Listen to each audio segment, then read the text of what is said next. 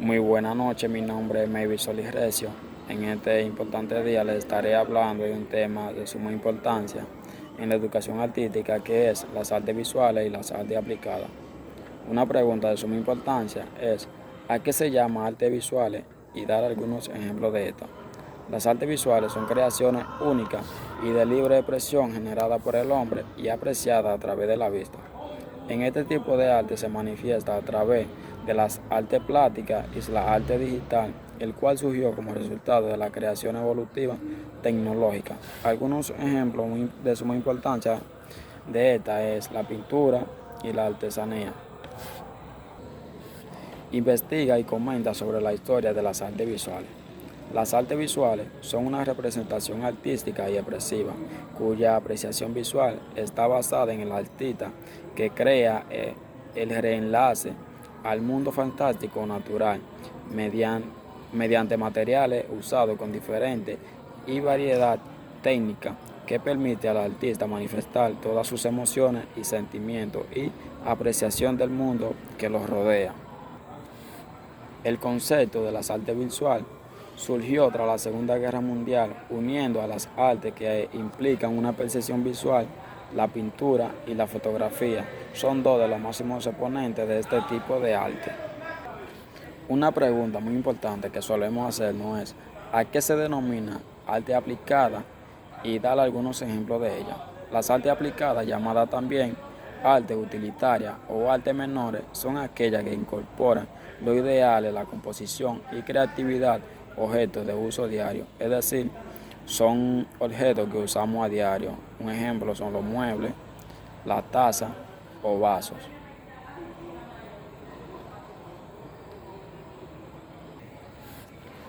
El origen y la evolución de las artes visuales. El concepto de las artes visuales se originó a finales de la Segunda Guerra Mundial, cuando los artistas europeos habían emigrado a New York. Asientan una producción artística que se relaciona con la libertad expresiva y formal, propiciada por la vanguardia de fines del siglo XIX. El origen y evolución de las artes aplicadas. Las artes aplicadas nacieron con el comienzo de la industrialización de los procesos de fabricación, un ejemplo de lo cual puede ser nuevas artes a finales del siglo XIX y siglo XX, para el cual aparecieron los primeros elementos arquitectónicos y moldeados en yeso. Investiga y describe la etapa del dibujo infantil. Etapa del garabateo, que esta va de 2 a 4 años. Se trata de los primeros trazos sobre papel. Inicialmente se produce por los simples movimientos del brazo con los que se cruzan trazos en diferentes direcciones, todo ello sin sentido. Posteriormente los trazos comienzan a tomar sentido y el niño comienza a reconocer y nombrar la figura dibujada. Es decir, que un niño empieza a hacer garabato en un cuaderno sin ningún tipo de sentido durante esa etapa, pero luego que va cogiendo conocimiento puede definir posteriormente a lo que él se está refiriendo en ese dibujo. Por otro lado, tenemos la etapa preesquemática, que esta va de 4 a 7 años. En esta, las relaciones de los niños tienden a estar muy relacionadas con el mundo que los rodea, teniendo los trazos un significado concreto. Es decir, que ya aquí los niños saben lo que hacen realmente y lo que quieren expresar en un dibujo determinado. Además, aparece la etapa esquemática, que esta va de 7 a 9 años. En esta etapa, el niño dibuja lo que conoce y no realmente lo que ve. Está la etapa del realismo. Entre esta va desde 9 a 12 años. Es la etapa en la que la imaginación y la representación mimética de las cosas se combinan para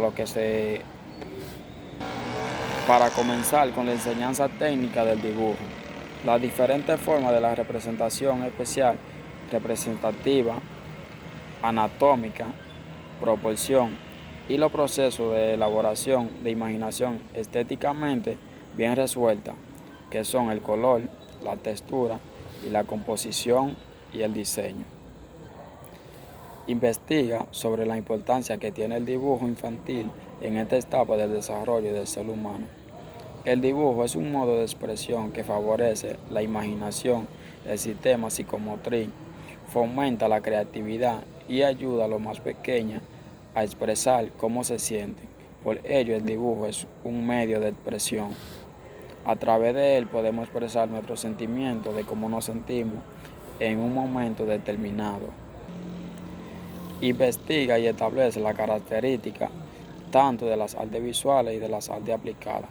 Algunas de las características de las artes visuales son: se mueven entre diversas disciplinas, tienden a reciclar tendencias y explosiones previas a tradicionales, es un arte global, invade los urbanos, sale en búsqueda del espectador y a menudo exige de él cierta colaboración o cierta complicidad para formar la obra, interactúan con el público. Algunas características de las artes aplicadas es que estas son comúnmente asociadas a la concepción del diseño. Se distinguen de las llamadas bellas artes por su carácter utilitario.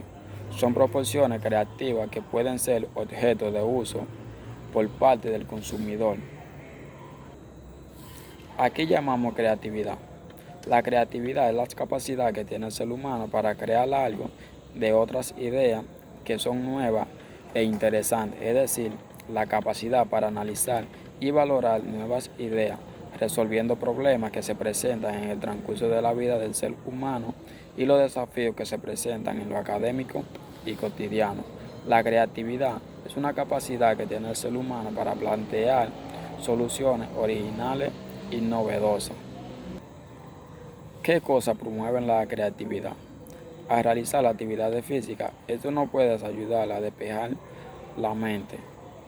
Es de suma importancia hacer algunas actividades físicas, ya que cuando estamos un poco estresados y realizamos alguna actividad física, pues nuestro cuerpo y nuestra mente se relaja totalmente.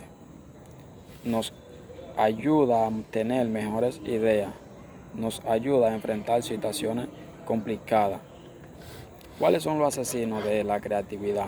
La comodidad, es decir, que cuando estamos muy cómodos no hacemos nada creativo. Tareas que nos disgustan, exceso de alcohol. Normalmente cuando una persona está en exceso de alcohol no va a hacer nada creativo.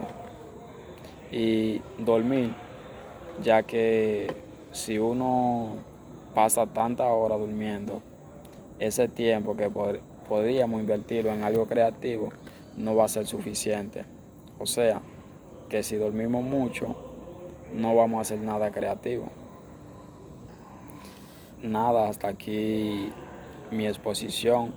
Espero le haya gustado y espero seguir compartiendo más contenido con cada uno de ustedes. Pasen feliz noche.